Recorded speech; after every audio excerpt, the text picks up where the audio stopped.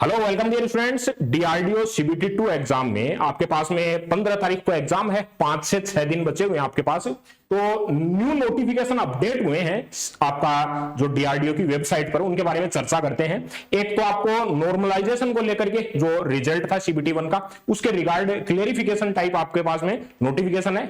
देखते हैं क्या नोटिफिकेशन है। और एक सीबीटी 2 एग्जाम, अब जो आपकी टीयर 2 एग्जाम होगी उसके रिगार्ड आपको बताया गया है। सबसे पहले तो डीआरडीओ आपकी सितंबर 11 थी, वो आपको टीसीएस करके यहां पर लिखा, सितंबर 11 का एप्लीकेशन फॉर्म है, टीसीएस करवा रही है। तो वहां पर सेक्शन वाइज माइंड में नहीं था कि भाई एग्जाम है जो आपकी सेक्शन वाइज होगी अलग अलग, लेकिन अभी जो आपको वापस अपडेट किया गया है कि आपका टीयर 2 के अंदर भी जो आपका अकेला मैकेनिकल का पार्ट आएगा उसमें भी सेक्शन आपको अलग से प्रोवाइड किए जाएंगे। देखते हैं कंप्लीट नोटिफिकेशन का डिस्कशन करते हैं। एक तो आपका जो नॉर्मलाइजेशन यहां पर आपका जो कंप्लीट दिया गया है, ये आपके नोटिफिकेशन जो अपडेट हुए हैं। एक तो नॉर्मलाइजेशन को लेकर के आज जो 9 तारीख को अपडेट किया गया है। इंस्ट्रक्शन दिए गए हैं जो एसटीएफ बी की एग्जाम है, जो टेक्नीशियन की एग्जाम है उनके लिए भी इंपॉर्टेंट इंस्ट्रक्शन है टीयर 2 एग्जाम के लिए। ठीक है, तो दोनों नोटिफिकेशन देखते हैं। इससे पहले वाले नोटिफिकेशन है वो पहले के नोटिफिकेशन है, तो इन दो को देखते हैं अपन।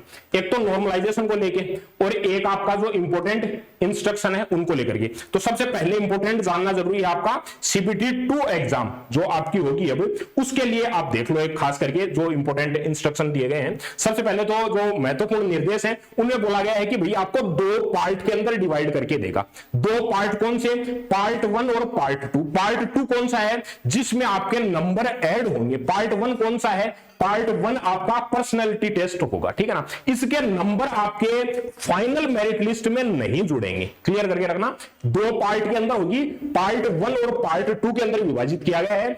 पार्ट 2 जिसके अंदर आपका सीबीटी बेस्ड एग्जाम होगा, और यहां आपका जो फर्स्ट पार्ट है उसमें भी सीबीटी बेस्ड होगा, लेकिन उसके मार्क्स आपके ऐड नहीं होंगे। क्या क्या है पार्ट 1 पार्ट 2 कंप्लीट डिस्कशन करेंगे, देखना। सबसे पहले आपका जो पर्सनैलिटी टेस्ट है उसके अंदर बोला गया है कि भाई आप जो दैनिक जीवन में जो कार्य करते हैं उनसे रिलेटेड ही आपका चेक करने के लिए, आपका प्रेजेंस ऑफ माइंड चेक करने के लिए, आपका सेंस ऑफ एटीट्यूड क्या है किसी भी पर्सपेक्टिव को लेकर के, उन्हीं के बारे में नॉर्मल। आप इसके लिए कुछ प्रिपेयर नहीं करना आपको अलग से कि भाई अलग से कुछ आपको इसकी प्रिपरेशन करने की जरूरत होगी या क्वेश्चन प्रैक्टिस करने की जरूरत होगी, ऐसा कुछ नहीं है। सिंपल आपसे बोला गया है कि जो डेली लाइफ बेस आपकी जो एक्टिविटीज है, जो एटीट्यूड है, जो पर्सनैलिटी आप रखते हो, उसके रिगार्ड आपसे जनरल क्वेश्चन पुट किए जाएंगे, ठीक है ना। तो ये पर्सनैलिटी टेस्ट में आपको टोटल नंबर ऑफ क्वेश्चन कितने होंगे? 35 क्वेश्चन होंगे, और इसके लिए टाइम कितना अलॉट होगा? 20 मिनट का टाइम आपके पास में होगा। ये कोई समझ करे या एग्जैक्ट, इसमें ऐसा कुछ नहीं है कि भाई इसका आंसर ये सही है या फिर ये गलत आंसर होगा, ऐसा कुछ नहीं है। सही गलत वाला आंसर कुछ नहीं है। इसमें ऑप्शन भी आपको देखो किस प्रकार दिए जाएंगे।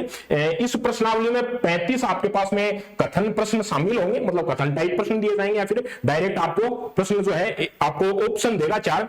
कृपया सभी कथनों को ध्यानपूर्वक पढ़ें, अपने दृष्टिकोण पर विचार करें, और निम्नलिखित में से 4 ऑप्शन आपको दिए जाएंगे, उनमें से आपको सेलेक्ट करना है। कोई भी एक कथन आपको दिया कि आप उस कथन से पूर्णतः असहमत हैं, या फिर असहमत हैं, या सहमत हैं, या पूर्ण सहमत हैं, इस टाइप से आपको, मतलब आप एग्री कर रहे हो या डिसएग्री कर रहे हो, या फिर आप स्ट्रांगली डिसएग्री कर रहे हो, इस टाइप से आपको ऑप्शन भी यही दिए जाएंगे। तो इनमें कुछ गलत या सही वाला कुछ नहीं है। पर्सनैलिटी टेस्ट है, जस्ट आपका एटीट्यूड चेक किया जाएगा।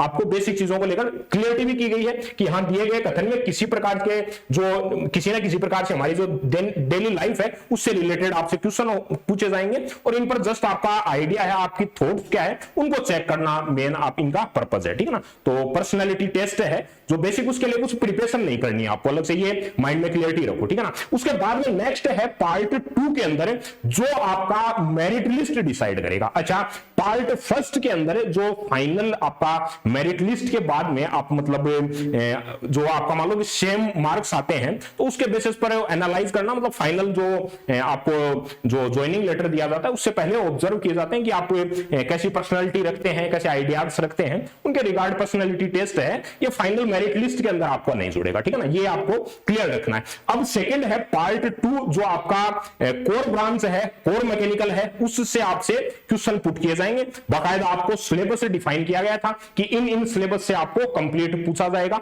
उस सिलेबस के अंदर आपको सेक्शन अलग से डिवाइड नहीं किया गया था कि कौन कौन सा सेक्शन, पार्ट 1 कौन सा है, 2 कौन सा है, थर्ड फोर्थ इस टाइप से। लेकिन अभी बोला गया है कि भाई परीक्षा के अंदर खंड दिए जाएंगे, सेक्शन दिए जाएंगे, उनमें प्रत्येक के अंदर समान होंगे, मतलब 30-30 प्रश्न है, उनको डिवाइड कर दिया 4 पार्ट के अंदर, सबके equal number, negative marking equal है, मैक्सिमम मार्क इक्वल है और सबकी टाइमिंग भी इक्वल है। अब इसे टाइमिंग का क्या इंपैक्ट आएगा, सबसे पहले मान लो आपको वन सिटिंग, सिंगल सिटिंग के अंदर दोनों पार्ट होंगे, आपको पार्ट 1 पार्ट 2। जैसे आप सिंपल समझो कि आप जस्ट एग्जाम में गए, आपको सबसे पहले आपके सामने खुलेगा पार्ट 1 खुलेगा, सबसे पहले आपके सामने कौन सा पार्ट खुलेगा, ये वाला पार्ट खुलेगा जो आपका 20 मिनट तक चलेगा। इसमें 35 क्वेश्चन होंगे, आपको जस्ट इस पर पर्सनालिटी टेस्ट के बेसिस पर तो आपको यस नो पर जो आपका भाई ये ऑप्शन दिए जाएंगे, आपको पूर्णतः सहमत है, असहमत है या फिर सहमत है या पूर्णतः सहमत है इस कथन पर, इस टाइप से आपको 20 मिनट आपका ये चलेगा। 35 क्वेश्चन रहेंगे, ये आपके फाइनल मेरिट लिस्ट में नहीं जुड़ेंगे, सिंगल सीटिंग में होगा पार्ट 1 और पार्ट 2, ठीक है ना। उसके बाद में जस्ट उसी के बाद में सेकंड सीटिंग नहीं होगी, सिंगल सीटिंग के अंदर, ठीक है ना। इसके बाद में नेक्स्ट पार्ट आपके सामने खुलेगा, पहला सेक्शन बंद हो जाएगा, उसके बाद में पार्ट 2 खुलेगा, सेकंड सेक्शन खुलेगा, उसमें भी पहला फर्स्ट पार्ट खुलेगा, सेक्शन 1 खुलेगा, जिसमें 30 क्वेश्चन होंगे जो कि आपकी 30 मिनट की बाउंडेशन रहेगी इसमें, ठीक है ना। अच्छा, कैलकुलेटर, यहां पर साइंटिफिक कैलकुलेटर अलाउ किया गया है, इस बार अलग से कैलकुलेटर नहीं ले जाना है आपको, इन स्क्रीन ही आपको जो इनबिल्ट कंप्यूटर है, जो मतलब कंप्यूटर के अंदर ही आपको जो गेट एग्जाम देते हैं उसके अंदर मतलब आपके सामने कैलकुलेटर डिस्प्ले होता है, उसी टाइप से आपके सामने साइंटिफिक कैलकुलेटर आपके स्क्रीन पर डिस्प्ले हो जाएगा, अलग से नहीं लेकर के जाना है। तो आपको 30-30 क्वेश्चन जैसे स्लॉट मिलेंगे, ये 30 क्वेश्चन आपको वापस नहीं, आप आ सकते हैं, पर मतलब पहला सेक्शन खुला, 30 क्वेश्चन आपके सामने आए, 30 मिनट आपको इसके लिए मिले। अब इसके बाद में ये पूरा कंप्लीट, मान लो आपने ये 30 मिनट का टाइमिंग है, इसको मान लो आपने 20 मिनट में कंप्लीट कर दिया, काफी इजी क्वेश्चन थे, मान लो आपके पास में स्टार्टिंग के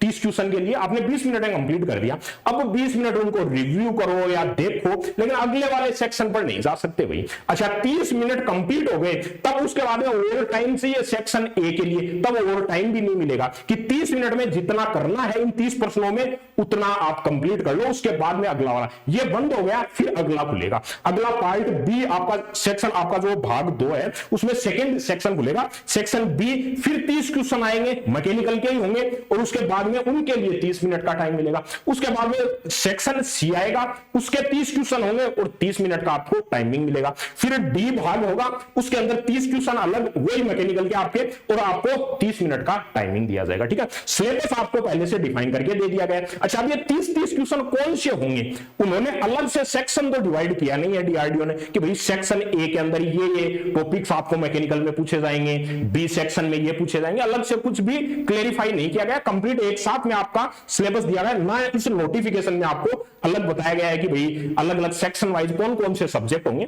तो एक अजम्पशंस मान लो आपकी, भाई इस टाइप से पूछा जा सकता है कि प्रिडिक्ट कर सकते हैं हम इन चीजों को कि भाई आपको जो अगर पार्ट ए है, मान लो आपको थर्मल वाला पार्ट पूछ लिया, जिसमें पार्ट ए के अंदर केवल और केवल थर्मल का पार्ट, जिसमें आपको अप्लाइड जो थर्मोडायनेमिक्स है, बेसिक थर्मोडायनेमिक्स है, और आपको आईसी इंजन है, आरएसी है, इससे रिलेटेड क्वेश्चन पुट कर लिए। मान लो सेकंड सेक्शन आपको मैकेनिक्स से रिलेटेड पूछ लिया, आपको सॉलिड मैकेनिक्स जो स्ट्रेंथ ऑफ मटेरियल आप पढ़ते हो उससे क्वेश्चन पूछ लिए, थ्योरी ऑफ मशीन से क्वेश्चन पुट कर लिया आपके सामने, और ये जो आपका इंजीनियरिंग मैकेनिक्स है उससे रिलेटेड क्वेश्चन हो गए। ये मैकेनिक्स का सेक्शन मान लो पार्ट बी के अंदर रख लिया। सी सेक्शन के अंदर मान लो आपके सामने प्रोडक्शन पूछ लिया, प्रोडक्शन में कंप्लीट करनी है, प्रोडक्शन अपन कास्टिंग वेल्डिंग पढ़ते हैं, फॉर्मिंग प्रोसेस है, उसके बारे में पूछ लिया। कैड कैम सीआईएम जो आपको ऐड की गई है अकेला डीआरडीओ में, उन सेक्शन को भी पार्ट सी के अंदर इंक्लूड कर लिया। तो पार्ट सी मान लो कि भाई प्रोडक्शन वाला सेक्शन है, उसको पार्ट सी इंक्लूड कर लिया। पार्ट डी के अंदर मान लो इंजीनियरिंग ड्राइंग का पार्ट आपको इंक्लूड किया गया है, अप्लाइड मैथमेटिक्स है उसको आपको यहां पर सिलेबस के अंदर दिया गया है, तो उसको मान लो बाकी जो भी बच गए उनको आपको सेक्शन डी है लास्ट वाला उसके अंदर इंक्लूड कर लिया। इस टाइप से एक यहां पर हम प्रिडिक्ट कर सकते हैं कि इस टाइप से सेक्शन हो, ठीक है। और यहां पर मान लो कि अपने पास में कैलकुलेटर है तो क्वेश्चन आपको न्यूमेरिकल भी पूछे जाने की पॉसिबिलिटी है, लेकिन न्यूमेरिकल बहुत ज्यादा कॉम्प्लिकेटेड पूछ लेगा। ये देखो आपको 30 क्वेश्चन है आपके पास में, और टाइमिंग कितना है, 30 मिनट का टाइमिंग है। दैट मींस एक क्वेश्चन के लिए आपके पास में 1 मिनट का टाइमिंग है। अब आपको यहां से मान लो मैं बात करता हूं कि भाई थ्योरी ऑफ मशीन से आपको एपिसाइक्लिक गियर ट्रेन पर आपको मान लो न्यूमेरिकल पुट कर लिया, ठीक है ना। तो इस टाइप का कॉम्प्लिकेटेड तो पूछेगा नहीं कि भाई 1 मिनट के अंदर तो कैसे करोगे, विद इन 1 मिनट कैसे करोगे। डायरेक्ट इस टाइप से पूछ सकता है कि भाई आपको फॉर्मूला दिया, उसके अंदर जो डेटा है वो थोड़े मान लो कैलकुलेटिव टाइप हो गए, जो इनके लिए आपको कैलकुलेटर की नीड हो, साइंटिफिक कैलकुलेटर की नीड हो, तो वहां पर पुट करके आप डायरेक्टली आंसर निकाल सको इस टाइप के, ठीक है ना। तो इजी क्वेश्चन आप रखने की पॉसिबिलिटी है यहां पर कि भाई अगर न्यूमेरिकल भी दिया जाता है तो डायरेक्ट फॉर्मूला बेस दिया जाए, उसको फॉर्मूला के अंदर हो सकता है कि भाई कैलकुलेशन है उसको टफ किया जाए कि भाई डायरेक्ट करने की बजाय यहां अगर कैलकुलेटर से करें तो इजी हो पाए, ठीक है। तो ये पॉसिबिलिटी है। और फिलहाल के लिए माइंडसेट क्लियर रखना कि सेक्शन खुलेंगे वहां पर आपको फर्स्ट सेकंड पार्ट स्टार्ट करोगे तो आपके सामने फर्स्ट सेक्शन 30 मिनट 30 क्वेश्चन का स्लॉट रहेगा। तो हो सकता है इस टाइप से अपन ने जो प्रिडिक्ट किया है उस वे के अंदर हो, या फिर कंबाइंड भी हो सकता है कि आपके पास में थर्मो भी हो, मैकेनिक्स वाला पार्ट भी इंक्लूडेड है। जिस भी वे के अंदर वो सेक्शन डिवाइड करना चाहे, एक जनरल थिंकिंग मैंने रखा है कि भाई मान लो थर्मो है, थर्मल पार्ट एक साथ में रख लिया, प्रोडक्शन एक साथ में रख लिया, मैकेनिक्स एक साथ में रख लिया, अदर जो आपके सब्जेक्ट हैं मान लो कैड कैम सीआईएम को मान लो कि भाई ड्राइंग और अप्लाइड मैथमेटिक्स के साथ में रख लिया, तो कोई भी 4 सेक्शन इस टाइप से डिवाइड किए जाएंगे, एक मतलब कुछ रेफरेंस मानकर तो किए जाएंगे। तो ये आपका हो सकता है कि यहां पर पॉसिबिलिटी है कि सेक्शन इस वे के अंदर डिवाइड किए जाए, लेकिन होंगे सेक्शन आपके first second third and fourth ABCD section होंगे। और 30 मिनट के बाद में ये स्टार्टिंग के जो क्वेश्चन है ये 30 क्वेश्चन ब्लॉक हो जाएंगे, इन पर आप वापस रिव्यू नहीं कर सकते। यहां पर 30 क्वेश्चन है, 30 मिनट का टाइमिंग है, ना तो इससे ज्यादा ना इससे कम। पहले कर दिया तो बैठे रहना और लेट किया है तो वो रह गए प्रश्न, सिंपल सी बात है, ठीक है। क्लियर है। इसके बाद में देखना क्लियर कट लिखा हुआ है कि आपको जो पर्सनैलिटी टेस्ट है जो पार्ट ए है उसकी परफॉर्मेंस के आधार पर इसका चयन नहीं होगा किसी एस्पिरेंट का, ठीक है ना। जो आपको सेकंड जो एग्जाम है जिसके अंदर अपन first second third A B C D section जिसमें आपको मैकेनिकल से रिलेटेड क्वेश्चन पुट किए जाएंगे, वहां उसकी परफॉर्मेंस के बेसिस पर आपके मेरिट लिस्ट डिसाइड की जाएगी, ठीक है ना। इसको 4 सेक्शन 4 आपको डिवाइड किया गया एबीसीडी के अंदर, टोटल 120 क्वेश्चन को 4 पार्ट के अंदर 30 क्वेश्चन, इक्वल टाइम दिया गया है, इक्वल नंबर ऑफ क्वेश्चन है, इक्वल मार्क्स है, नेगेटिव मार्किंग इक्वल है, ठीक है ना। तो पार्ट जो आपका सेकंड है उसके अंदर जो आपका तालिका बी है उसमें 4 खंडों को जो विभाजित किया गया है उसके अकॉर्डिंग ही आपका कितना भाई मैक्सिमम मार्क आप अचीव करते हो उसके बेसिस पर आपका सिलेक्शन होगा। कंप्लीट एग्जाम की बात करें तो भाई 140 मिनट आपको सिटिंग करना है, 140 मिनट बैठना है। वैसे तो मतलब सीबीटी बेस्ड एग्जाम होते हैं तो 30 मिनट तो पहले ही ले जाकर के सिटिंग आपको वैसे ही ऐड हो जाते हैं, लेकिन फिलहाल के लिए मतलब रफली अगर बोले तो मतलब कि 140 मिनट का आपका टाइमिंग है एग्जाम का, जिसके अंदर आपको 20 मिनट तो पर्सनैलिटी टेस्ट जिसमें आपको 35 क्वेश्चन पुट करेगा, उसके बाद में जस्ट वही सेम सेटिंग रहेगी। 120 मिनट आपको जो टेक्निकल आपका पार्ट है वो आपसे पूछा जाएगा, ठीक है ना। और पार्ट ए आपका तालिका ए और बी के अंदर आपको डिस्क्राइब करके दे दिया कि भाई भाग ए के अंदर क्या पूछेगा और भाग 2 के अंदर क्या पूछेगा, ठीक है ना। और जो फिजिकली डिसेबल्ड हैं उनके लिए मतलब अलग से टाइमिंग अलॉट वगैरह के लिए बोला ही जाता है आपको, ठीक है, जो दिव्यांगजन है उनके लिए। और टियर 2 परीक्षा है, भाग फर्स्ट से स्टार्ट होगी और बाद में भाग सेकंड आएगा, मतलब पर्सनैलिटी टेस्ट स्टार्ट में होगा सबसे पहले। ऐसे नहीं है कि भाई पार्ट 2 कंप्लीट हो गया आपके पास में एबीसीडी सेक्शन पहले आ गए और लास्ट में पर्सनैलिटी टेस्ट, ऐसे नहीं है। स्टार्टिंग में जाते ही आपको 20 क्वेश्चन सहमत है सहमत इस टाइप से पूछेगा ताकि आपका माइंड है वो मतलब थोड़ा सा जो है एकदम से रिलैक्स कंडीशन में आ जाए, सिंपल सी है। उसके बाद में आपसे मैकेनिकल के क्वेश्चन है वो पुट किए जाएंगे, पहले पार्ट जो आपका भाग 1 उसके बाद में भाग 2, ठीक है ना। क्लियर है। सभी खंड है वो समयबद्ध होंगे, टाइम बाउंडेशन रहेगी, 30 मिनट का टाइम है 30 क्वेश्चन के लिए, तो उतना ही टाइम अलॉट होगा। उससे आगे होते ही आपका सामना वो सेक्शन बंद हो गया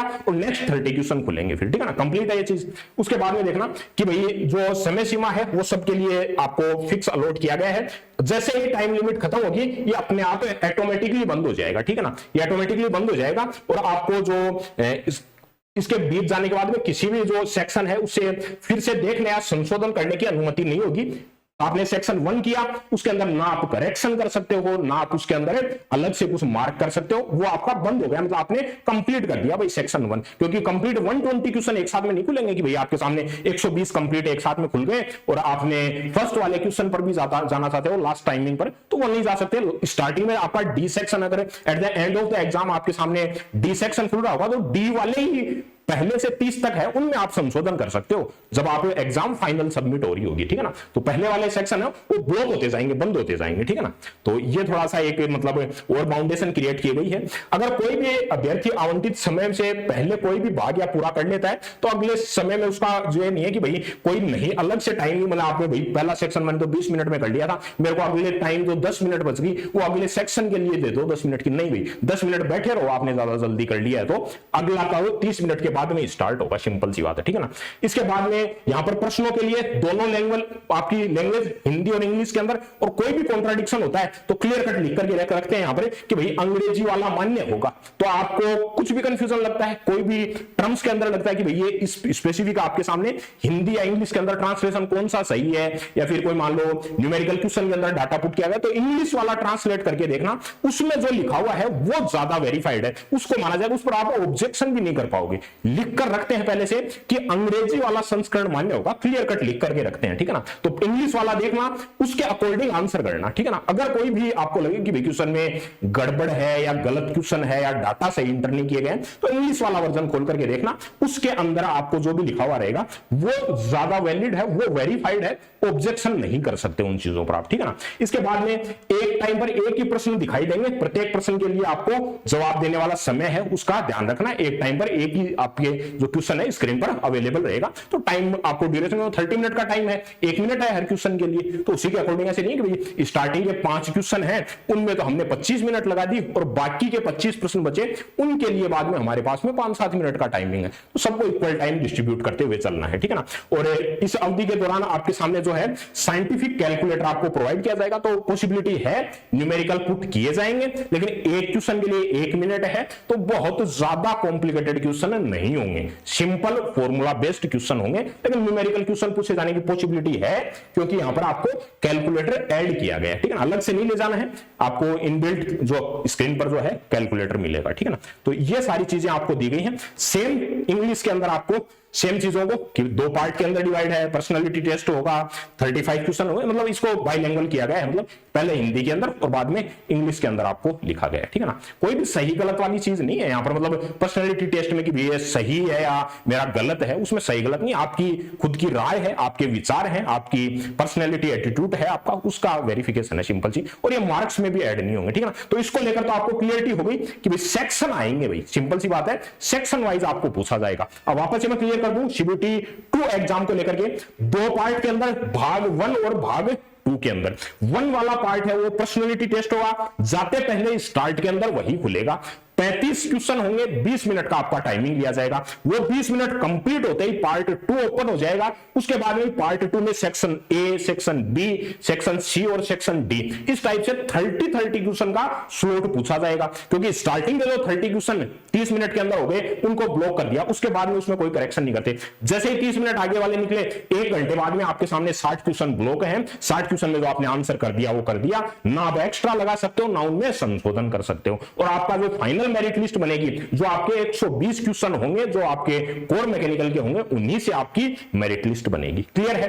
ठीक है ना। और सेक्शन कैसे डिवाइड किया, एक पॉसिबिलिटी मैंने आपको बता दी कि इस वे में हो सकता है कि आपको ऐसे पूछा जाए, बाकी आपका माइंडसेट आपको प्रिपेयर रखना है कि भी सेक्शन वाइज रहेंगे, वहां पर कैसे सेक्शन आपके सामने ओपन होने वाले हैं, वो सारा आपका माइंड को क्लियरिटी को लेकर के आपको प्रेजेंट होना है एग्जाम के अंदर, ठीक है ना। तो ये तो अपना था सीबीटी 2 एग्जाम के इंपॉर्टेंट इंस्ट्रक्शन को लेकर। इसके बाद में एक नोटिफिकेशन और अपडेट किया गया है, एक नोटिफिकेशन और अपडेट किया गया है, इसमें इन्होंने नॉर्मलाइजेशन को लेकर क्लियरिटी करी है। नॉर्मलाइजेशन में जैसे आपके सामने रिजल्ट आया था, मतलब इस बार ज्यादा ट्रांसपेरेंसी क्रिएट की गई है डीआरडीओ द्वारा, तो यहां पर आपको पहले दिया नहीं जाता था परसेंटाइल वगैरह, अब की बार जो है क्लियरली आपको जो मार्क्स वगैरह शो किए गए हैं, तो प्रीवियस का डाटा भी है एज ए कलेक्शन। यहां पर लास्ट टाइम पर हमारे पास में जस्ट प्रिडिक्शन था कि भाई इतने नंबर आपके पास में रहे होंगे, उनके अकॉर्डिंग आपके पास में जो है आप प्रिपेयर कर सकते हो सीबीटी 2 के लिए, ठीक है ना। तो इस बार ज्यादा ट्रांसपेरेंसी दिखाई है, तो फिर ट्रांसपेरेंसी दिखाते ही फिर कंफ्यूजन भी जनरेट की भाई नॉर्मलाइजेशन किया गया है, तो नॉर्मलाइजेशन के लिए इन्होंने अपना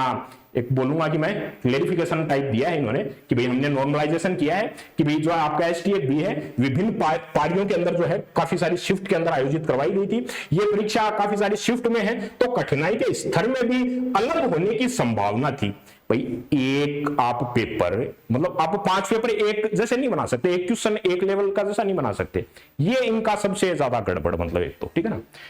लेकिन खैर कोई बात नहीं है कि कठिनाई के स्तर में संभावना अलग होनी, मतलब 2 क्वेश्चन आप या 5 क्वेश्चन एक जैसे नहीं बना सकते, एक लेवल के एक डिफिकल्टी लेवल का क्वेश्चन नहीं बना पा रहे हो, ठीक है।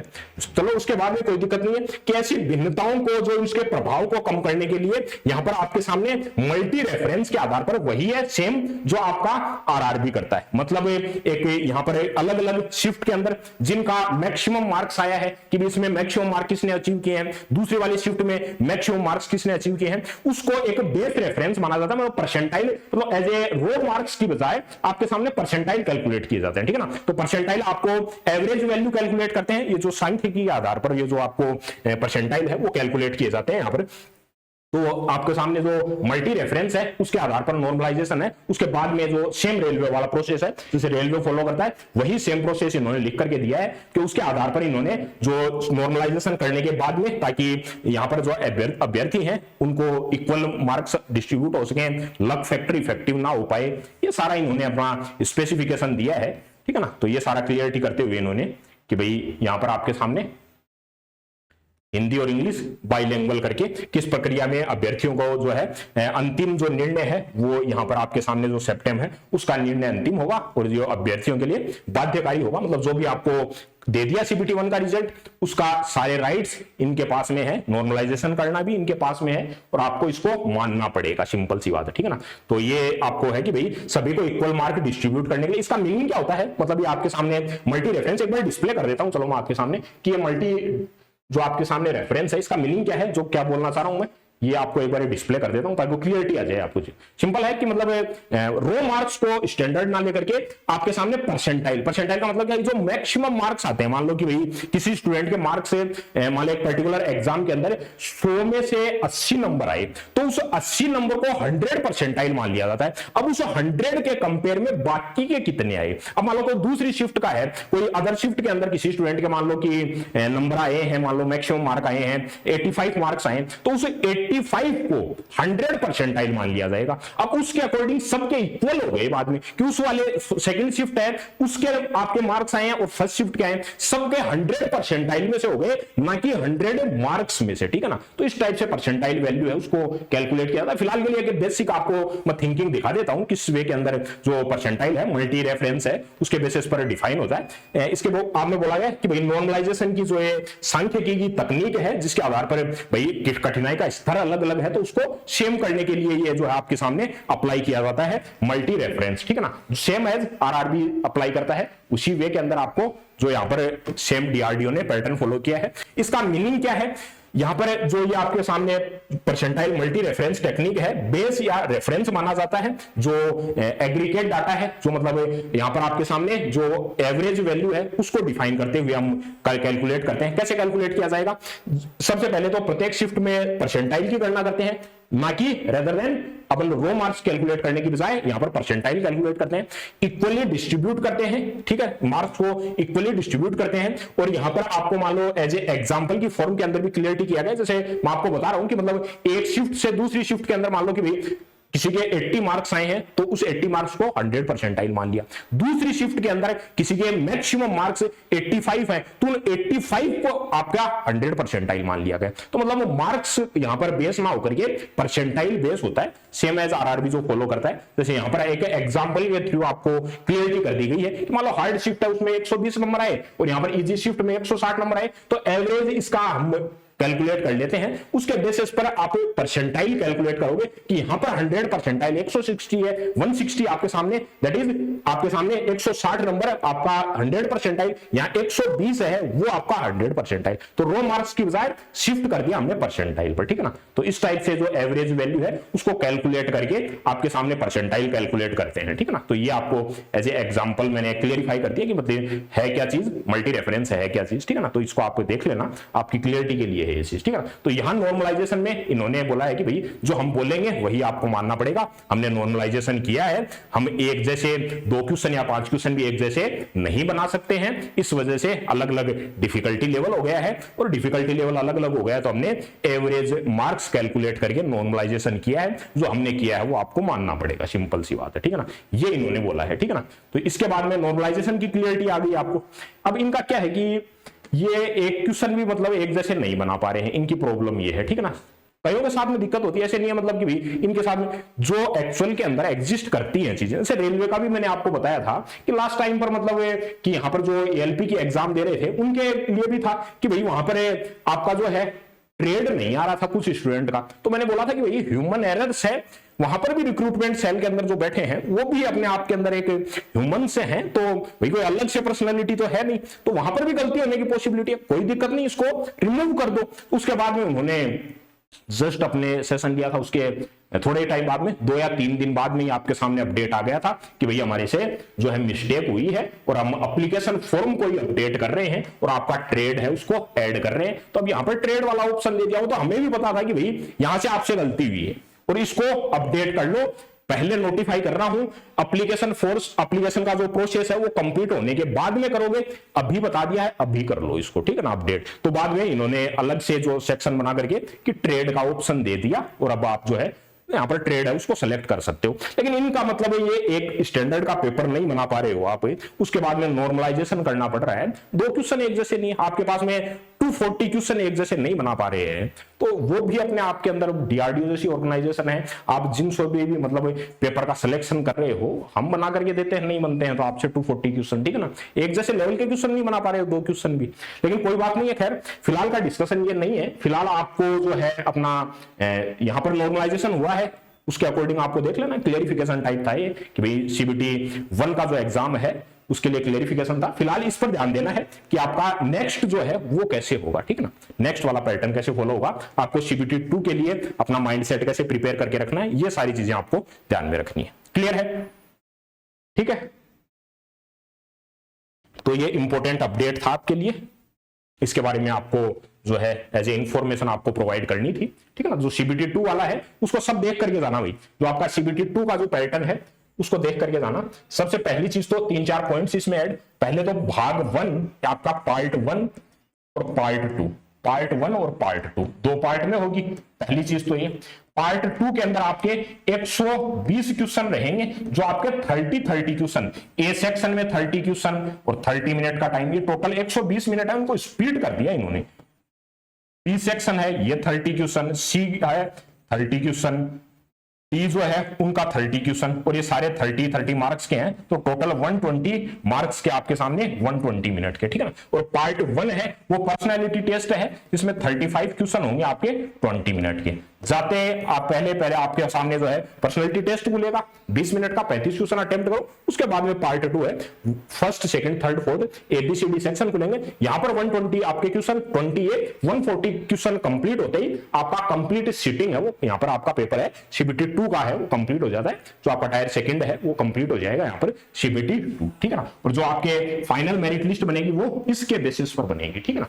ये इंफॉर्मेशन थी, तो जो भी सीबीटी 2 के अंदर अपीयर होना चाह रहे हैं वो अपना माइंडसेट इसके अकॉर्डिंग रख करके जाना, ठीक है ना। तो ये है, और आपकी जो 15 तारीख को एग्जाम डिसाइडेड है वो आपका एडमिट कार्ड वगैरह जिनके भी लिंक आ गए हैं उनको अपडेट कर लेना है अपना, ठीक है। Okay, thank you dear.